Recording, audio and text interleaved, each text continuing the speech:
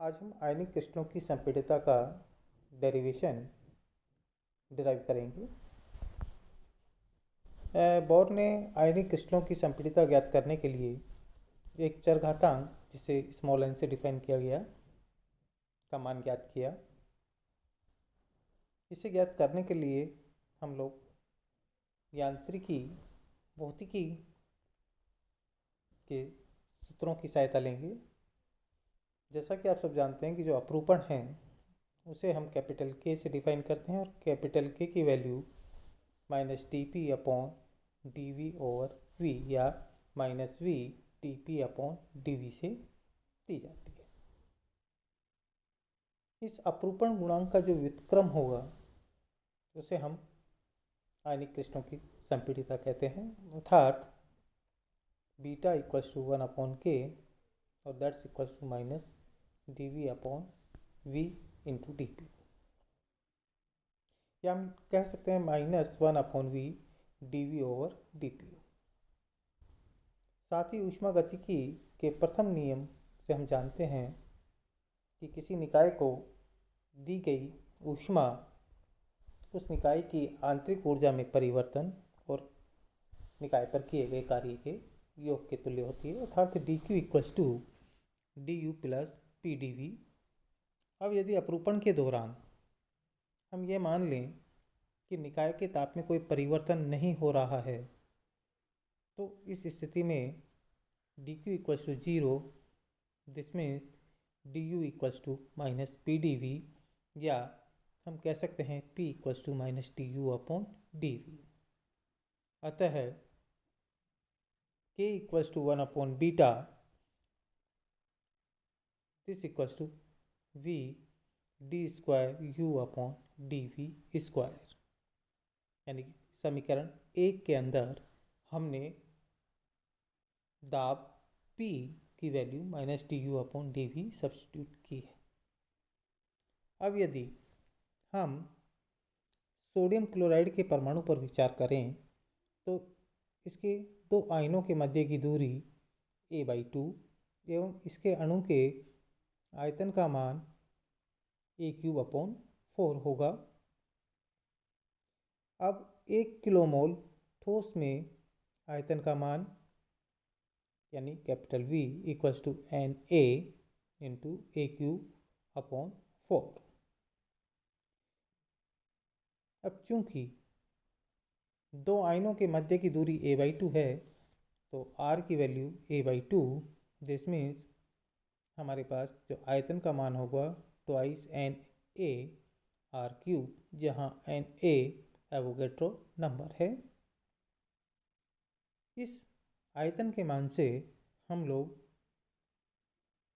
आयतन का r के साथ परिवर्तन dv अपॉन dr ज्ञात कर सकते हैं अवकलन की सहायता से। उसकी वैल्यू 6Na r स्क्वायर, अतः dr अपॉन dv का whole square can be written as 1 upon 36 Na square r⁴। अब चूंकि du अपॉन dv को हम लिख सकते हैं du upon dr into dr upon dv, और इसका अगेन डिफ्रेंशिएशन यानी सेकंड डिफ्रेंशिएशन करें तो इसकी वैल्यू हमारे पास में आती है du upon dr d square r upon dv square plus dr upon dv का whole square into d square u upon dr square. साम्यावस्था की स्थिति में r इक्वल्स टू r0 या r0 पर du अपॉन dr की वैल्यू 0 के बराबर होगी, और यदि साम्यावस्था में 1 किलोमोल का आयतन V0 हो तो V0 equals to twice Na r0³। ये समीकरण 4 से हम लिख सकते हैं। अतः r इक्वल्स टू r0 पर K equals to 1 upon beta equals to V0 d square u upon D v square, और उपरोक्त समीकरणों से V0 और d square u upon D v square की वैल्यू सब्स्टिट्यूट करते हैं तो हमारे पास में K की वैल्यू आती है 1 upon 18 Na r0 D square u upon D R square. अब चूंकि क्रिस्टल में आयनों की ऊर्जा का मान that equals to UR equals to NA multiplied by B upon RN minus AE square upon 4 pi epsilon nought R के द्वारा दी जाती है। तो हम लिख सकते हैं इसका first derivative with respect to R can be written as NA AE square upon 4 pi epsilon nought R square minus BN upon R raise to power N plus 1। समय उस समय जैसा कि हमने पहले ही यहाँ लिखा हुआ है कि R इक्वल्स टू R0 पर du अपॉन dr की वैल्यू 0 होती है। तो इससे हमारे पास में इस कंडीशन को उपरोक्त जो हमारी वैल्यू है इसके अंदर सब्स्टिट्यूट करने पर जो कोफिशिएंट p है इसकी वैल्यू आती है AE square R0 n minus 1 upon 4 pi epsilon not n। This means du upon dr को हम a कोफिशिएंट की टर्म में लिख सकते हैं and a into AE square upon 4 pi epsilon not into 1 upon R square minus R0 n minus 1 upon R n plus 1। इसी तरह d square u upon D R square की value हम calculate करेंगे और again R equals to R0 पर हम d square u upon D R square की value ज्ञात करने के लिए हम इस समीकरण में R equals to R0 substitute कर देंगे। अतः k की वैल्यू हमारे पास में final 1 upon beta equals to AE square n minus 1 upon 72 pi epsilon naught R0 4। This means beta की वैल्यू हमारे पास में इसका यानी इन्वर्स कर दें वो वैल्यू आती है 72 pi epsilon naught R0 raise to power 4 upon AE square n minus 1।